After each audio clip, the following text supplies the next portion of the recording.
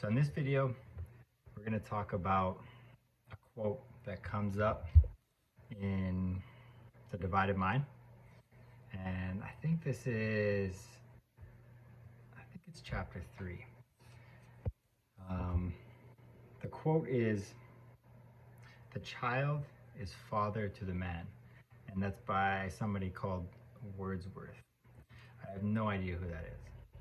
But I thought we'd dive into that a little bit because it's an important realization and concept to really integrate and see how it comes into your own life when you're healing using the mind-body connection or learning how to self-heal.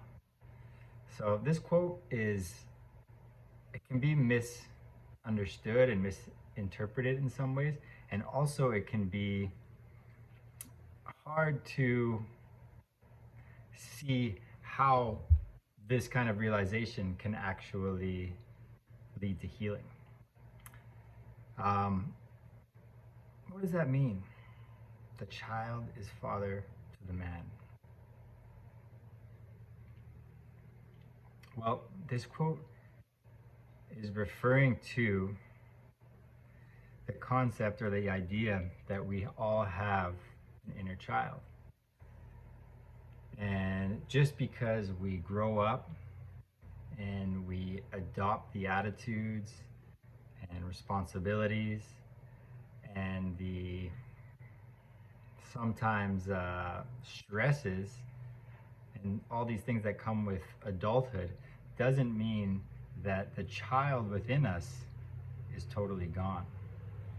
And this quote is referring to how the child within us actually very subtly and unconsciously dictates most of what we do, we think, our behavior, our reactions, and how we go about getting what we want in the world. So Freud called this the id, and it's not exactly the inner child, but the id could be thought of as the child primitive.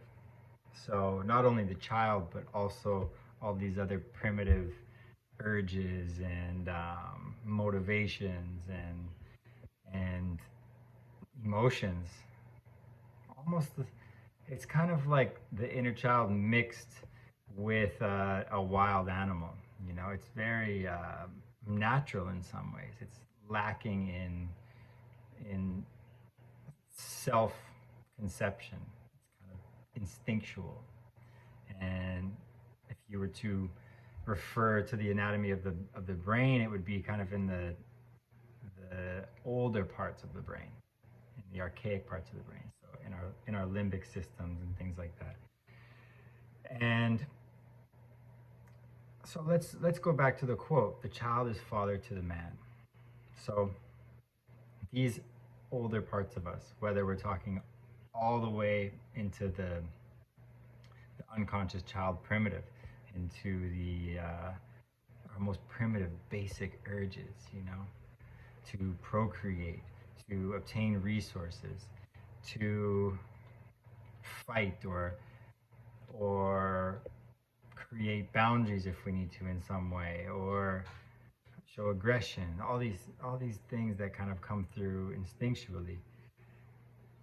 Or if we just look at it as a child, because in many ways children are like this. They operate on an instinctual basis. They're not so concerned with the judgments of society or their parents or what they should or shouldn't be doing.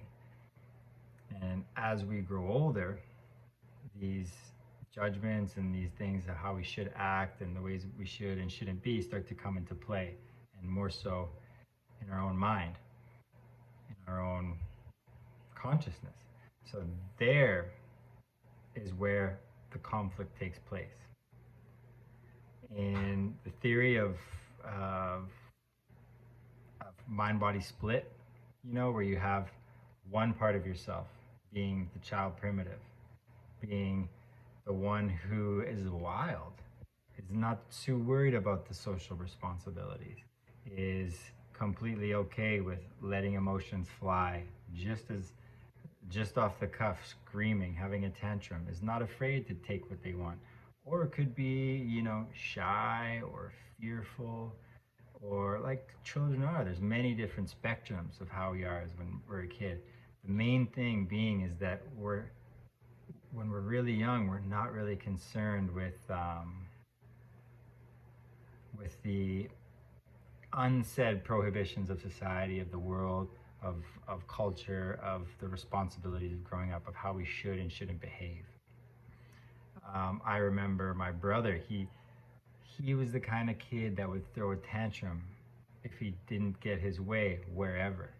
It didn't matter if we were in the middle of a busy mall or in church, when we used to go to church, or wherever. He would throw a tantrum like crazy, and that's something we might not do. Some people might not do when they're adults. So the the conflict arises between the child primitive and the adult in all of us in many ways. Now, when this conflict comes through emotionally, and we maybe are doing too many things that deep down we really don't like to do, or perhaps we're a lot angrier than we have actually been honest with ourselves to be, or perhaps we are not meeting our own needs. So children do these things, throw tantrums and let their emotions fly and show you their tears, because many times that's how they communicate with adults, to let them know what they need, or to tell them to back off, or to let them know how they feel. And they also get their needs met in this way. So if there's a part of you that's not getting an essential need met, whether it's love, whether it's attention, whether it's resources in some way, maybe you don't believe that you can acquire, or you don't have the self-esteem or self-confidence to believe that you can acquire those resources in that way, or perhaps you have a lot of emotion that you don't feel safe to express around the people around you. Now that is where this split is really emphasized in our consciousness, because our mind and body works in a way that it will do things to get our needs met, even unconsciously. So what do I mean by that? Sometimes all you have to do to see what's happening, to see how your pain or dis-ease or the condition that you find yourself in is getting a need met that you're not fulfilling on your own, is to just strip away what you're experiencing in terms of the health condition, or the chronic pain, or the asthma or autoimmune condition, or whatever challenge you might be going through. What does this pain provide you? How is it giving you attention? Is someone who perhaps you're too afraid to ask for help helping you? Is someone who maybe you don't feel loved by loving you? Is there some kind of resources that you're acquiring that you don't feel or believe that you can acquire on your own? Do you see what I mean? It's almost as if you were to just take away that condition, and you see the mechanics, you see what's happening around, and you can really start to understand just how this condition may be getting a need met. The other thing is that our emotional energy is so powerful that that same kind of explosiveness that kids experience when they have a temper tantrum, all that energy, all that moving around, screaming, all that, Imagine that same energy were to just be stuffed inside. So if you can imagine someone being at an office job that they completely hate, and day after day after day, that anger building up inside them unconsciously, all that movement, and they're not moving, they're not screaming, they're not yelling, they're not letting it out. And all of a sudden, some minor thing happens and they throw their back out, and then they have a severe back problem or something like that. It's a basically it's a disguise. All that energy, all that rage, all that anger is now turned into some kind of discomfort. It's already a discomfort because when you feel all that, you don't let it out, it's uncomfortable. But it starts to be perceived in the brain as a physical pain. So the child is father to the man. So we start that calls in healing. What's that's doing is it's calling us to start to ask ourselves, okay, without the disguise of being a grown up and being so civilized and being an adult, what do I really feel? Like truly, what do I really feel? So you can ask yourself as a child, what do I really feel? It might be something so minor as somebody like coming up and I don't know,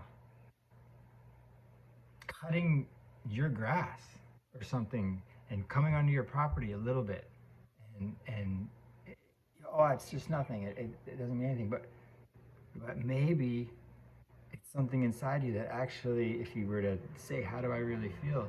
Oh, fuck, I'm pretty angry about that. And that's the child that lives in all of us.